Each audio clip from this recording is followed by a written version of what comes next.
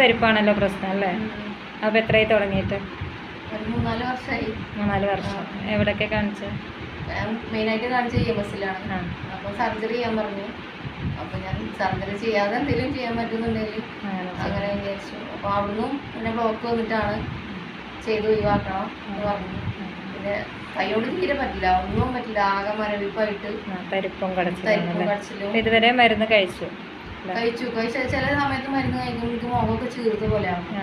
അപ്പം ആ മരുന്നിനോട് എനിക്ക് പറ്റണില്ല. വേറെ പ്രശ്നങ്ങളൊന്നുമില്ല, ഈ ഒരു പ്രശ്നം മാത്രമാണുള്ളത്. അപ്പം ഫസ്റ്റ് ട്രീറ്റ്മെന്റ് ആണ് എടുക്കുന്നത്. ഒരാഴ്ച കഴിഞ്ഞിട്ടുള്ള റിസൾട്ട് നോക്കാം.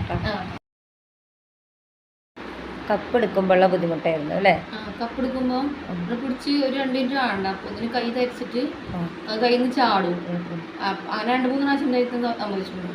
അതേമാതിരി നമ്മൾ ഫോൺ ചെയ്യുമ്പോൾ ഫോൺ പിടിച്ച് ഇങ്ങനെ നിൽക്കുമ്പോൾ പ്രശ്നമല്ലോ. കുറച്ച് കഴിയുമ്പോൾ ഞാനിങ്ങനെ ഷോർട്ടേറ്റ് ഞാൻ സപ്പോർട്ട് ചെയ്യാൻ അത് പറ്റില്ല. കാരണം കൈ അങ്ങനെ ഇപ്പോൾ 2 ട്രീറ്റ്മെന്റ് കഴിഞ്ഞു അല്ലേ? ഇപ്പോൾ കപ്പ് എടുക്കാൻ കഴിയുന്നുണ്ട്. ഫോൺ പിടിച്ചാലും അങ്ങനത്തെ ബുദ്ധിമുട്ടൊന്നുമില്ല. രാവിലെ നീക്കുമ്പോഴും അതിന് ആ തരിപ്പും മരവിപ്പിനൊക്കെ കൈയിന്റെ തരിപ്പ് നന്നായിട്ടുണ്ടായിരുന്നു അല്ലേ? അതിന് മാറ്റം.